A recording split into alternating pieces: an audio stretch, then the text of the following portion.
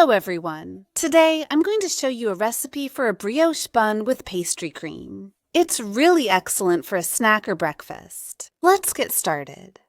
As with most leaven doughs, we begin by dissolving the dry yeast in warm milk. So here it's 8 grams of yeast for 200 ml of milk.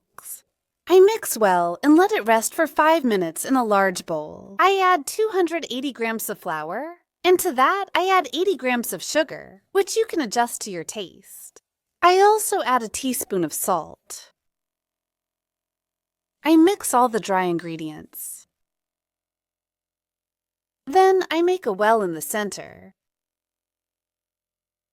I clarify. 2 eggs. The egg whites will be used in the brioche dough, and the egg yolks will be used later. For the pastry cream, I add the egg whites into the well. Then I pour in the mixture, the yeast. I flavor the dough with a little bit of vanilla extract. I start mixing the dough with a spatula.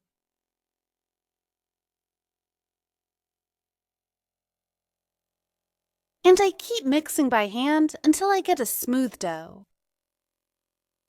You get a rather sticky dough.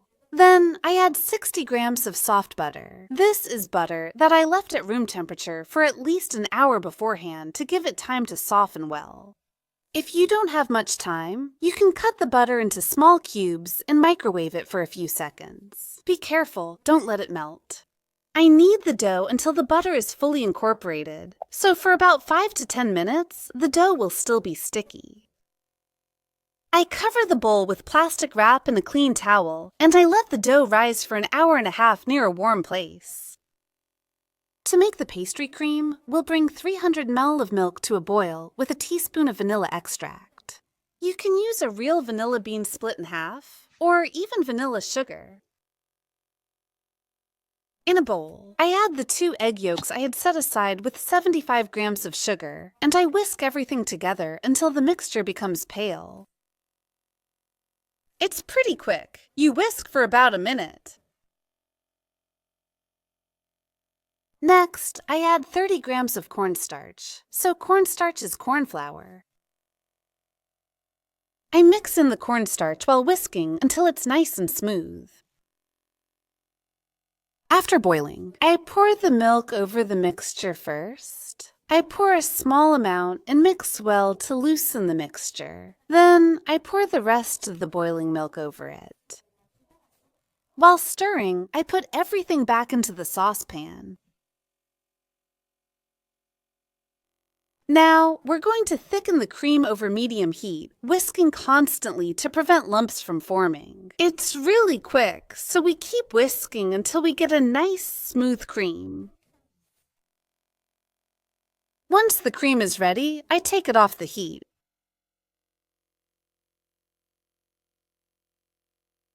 Off the heat, I add 20 grams of butter to the pastry cream.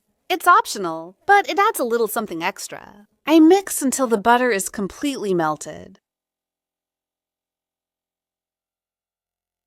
I set the pastry cream aside in a container. I cover the cream directly with plastic wrap to prevent a skin from forming, and I let it cool. Either you put it in the refrigerator or you let it cool gently at room temperature. After 90 minutes of resting, the dough has doubled in size. I remove the plastic wrap, sprinkle a little flour because the dough is quite sticky, and with the help of a dough scraper, I place it on the work surface, floured.